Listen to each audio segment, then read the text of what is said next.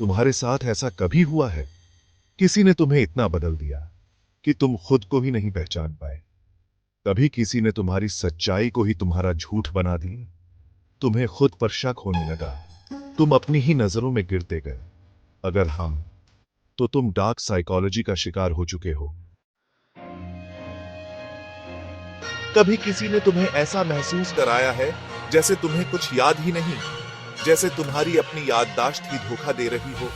Gas lighting वो खेल है जहां सामने वाला तुम्हारी आंखों के सामने तुम्हें झूठा बना देता है। वो कहता है तुम्हें तो सब कुछ गलत याद रहता है। धीरे धीरे तुम खुद पर शक करने लगते हो और एक दिन तुम खुद से हार जाते हो। तुम सच को भूल जाते हो और उनका झूठ तुम्हारी हकीकत बन जाता है। Please try again. तुमने कभी किसी से माफी मांगी है जबकि गलती तुम्हारी थी ही नहीं? क्यों? क्योंकि उसने गिल्ट को इमोशन की चाबी बना दिया। अगर मुझसे प्यार करते तो ऐसा नहीं करते। ऐसी बातें इंसान को तोड़ देती हैं। तुम फंस जाते हो उस जाल में जहां प्यार दिखाने के लिए खुद को ही गलत साबित करना पड़ता है। शुरुआत में सब कुछ एक खूबसूरत सपने जैसा लगता है। वो तुम्हारा सब कुछ बन जाता है, प्यार, तारीफ, हर वक्त उसका ध्यान। पर जैसे ही तुम उस जाल में फंसते हो, जैसे ही तुम सच में जुड़ते हो, वो पीछे हट जाता है और तुम टूट जाते हो।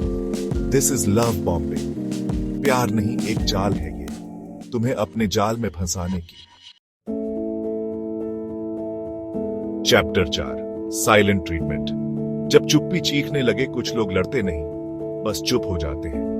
पर वो चुप्पी अंदर से मार देती है। यह इमोशनल पनिशमेंट है ताकि तुम खुद को ही दोष दो, ताकि तुम खुद को ही सजा देते रहो। उनकी खामोशी में तुम्हें सिर्फ एक ही आवाज सुनाई देती है, तुम्हारी गलती की। Chapter 5, projection. आईना भी उल्टा दिखाए तो वो खुद गलत है, पर इल्जाम तुम पर लगता है।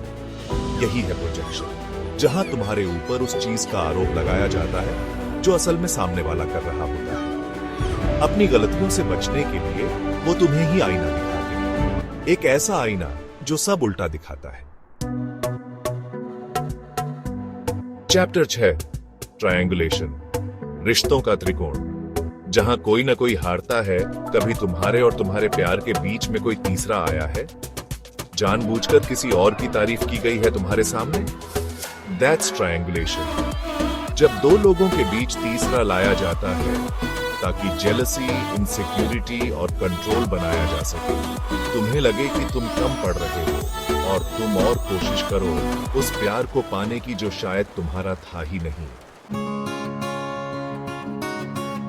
उतरो, क्या तुम डार्क साइकोलॉजी का शिकार हो? डार्क साइकोलॉजी सिर्फ किताबों में नहीं है, ये हमारे रिश्तों, हमारी सोच और हमारी यादों में जहर की तरह फैल चुकी है।